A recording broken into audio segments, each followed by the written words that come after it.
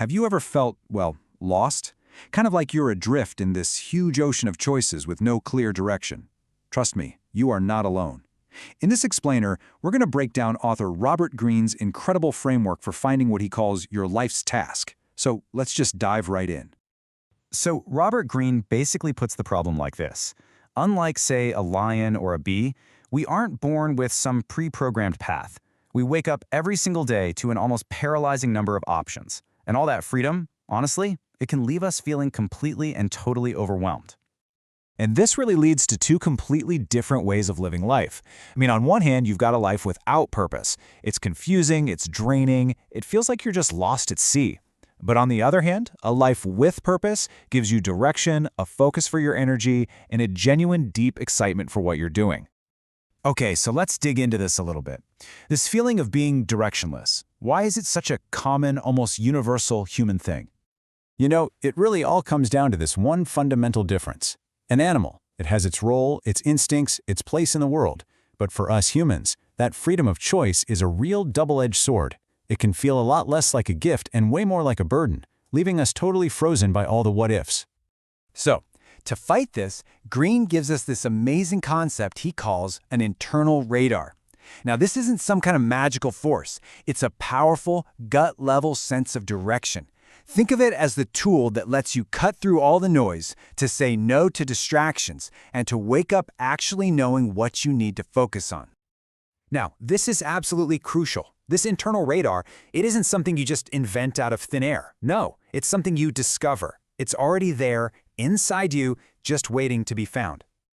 Just stop and think about that for a second. Your genetic code, plus all of your unique life experiences, that combination has never ever existed before in the history of the universe, and it will never exist again. Greene says this uniqueness isn't just some neat trivia fact, it is your ultimate source of power. Your purpose is literally baked into what makes you, you.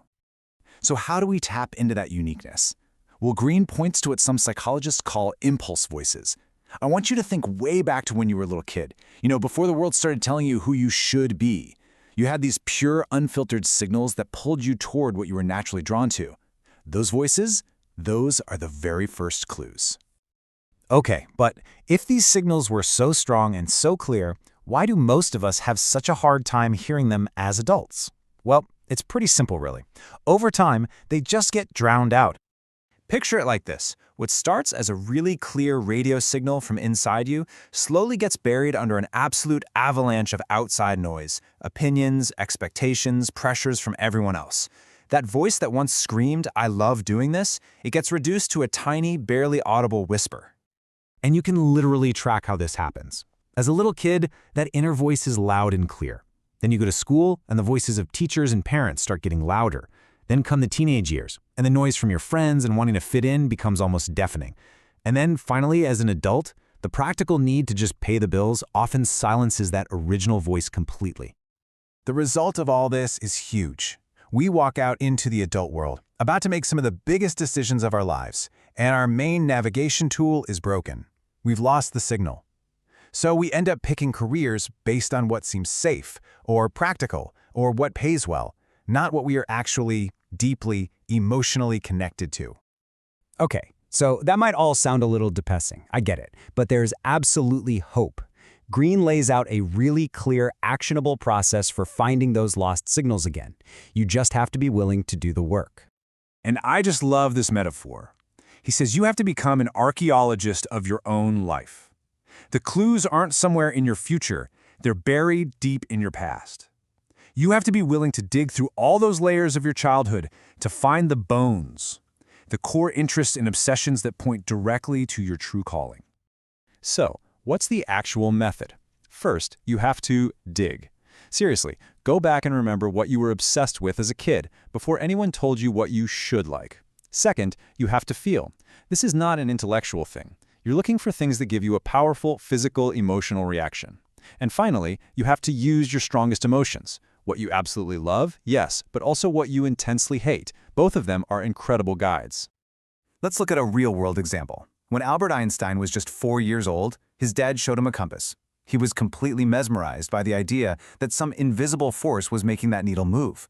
That single moment of childhood wonder basically set the course for his entire life's work. It was one of those primal signals.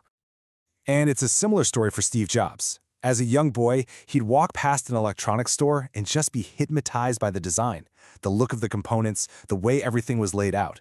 That early fascination with aesthetics and technology, well, that was the seed that eventually grew into Apple. And this right here really drives the point home. This connection, it's not something you think about, it's something you feel. The neuroscientist Andrew Huberman talks about finding his passion for biology not as a logical choice, but as this distinct physical feeling, this buzz in his body that made him need to do something about it. And don't forget, those negative feelings are just as useful as the positive ones. Robert Greene himself said he had an intense hatred for his old jobs in journalism and Hollywood. He couldn't stand the politics, the egos, the mediocrity. That powerful dislike acted like a guide, pushing him away from all the wrong paths until he found the right one. All right, so all of this builds to one final, really crucial idea. Finding your purpose isn't about getting a perfectly detailed blueprint for your life. It's about something way more flexible and way more powerful. This is a mistake so many people make. They think finding their calling means they'll suddenly have a 40-year plan with every single step laid out. That is not what this is about. It's simply about getting your bearings and figuring out which way is your north. And this is the perfect way to think about it. A map is rigid, right? It tells you exactly which roads to take. If a road is closed, you're pretty much stuck. But a compass is different. It just gives you a general direction. It lets you experiment, take detours, explore new paths, all while making sure you're still heading toward your ultimate goal. And that's the real payoff here. When you have that compass, that inner sense of direction, everything changes. You learn faster because you're actually emotionally invested. When things get hard or boring, you have the energy to push through. You can handle the chaos of life because you have this internal framework that's always guiding you. So that brings us to the final and most important question. The question for you to really think about. Go back, do your own personal archaeology, and ask yourself this. What was that primal voice, that early obsession, that deep gut feeling from your childhood? What signal have you been ignoring?